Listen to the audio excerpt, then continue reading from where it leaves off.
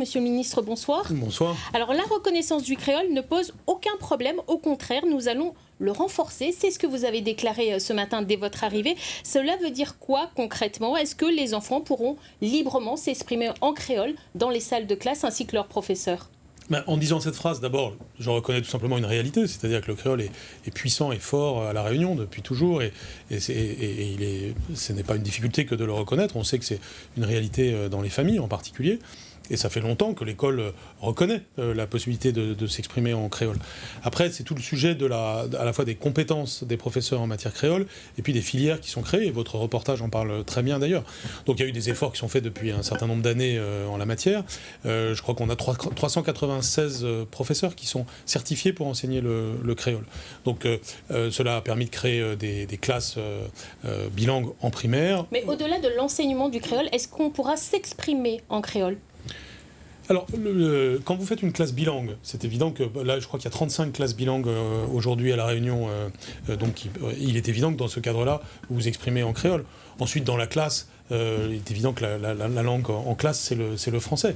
Mais là, je fais tout à fait confiance au pragmatisme des enseignants. Quand un enfant s'exprime en créole, on ne lui interdit pas de parler en créole. Simplement, il est évident qu'on doit les faire progresser en français, ce qui est un sujet très important. Le maire le disait bien d'ailleurs dans le reportage.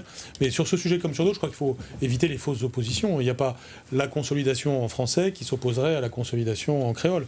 On doit cultiver la capacité des enfants à avoir cet atout. C'est parce que c'est un atout, c'est pas un problème. Mais pour certains d'ailleurs, la maîtrise du créole ou pouvoir s'exprimer en créole ou enseigner en créole permettrait une meilleure maîtrise du français. C'est pour ça que beaucoup aujourd'hui plaident sur davantage de classes bilingues ou bilingues, suivant comment on veut les dire. Alors il y a plusieurs sujets derrière votre question, mais d'abord sur le développement des classes bilingues, à partir du moment où il y a une demande des familles, on doit pouvoir y répondre. Donc c'est vraiment la question de l'existence de cette demande et de notre façon de l'organiser. Ça pose pas de souci de continuer à les développer. Non, c'est aucun problème, au contraire. Donc encore une fois, il faut voir ça comme un atout et pas comme un problème. Donc on les développera dans la mesure où il y a une demande. Et puis par ailleurs, il est très important de donner de la fierté quant à l'expression du créole. Et il peut être bon d'avoir le créole à l'école et le français à l'école et le créole dans la famille, si on a les bonnes méthodologies ensuite pour faire le pont entre les deux.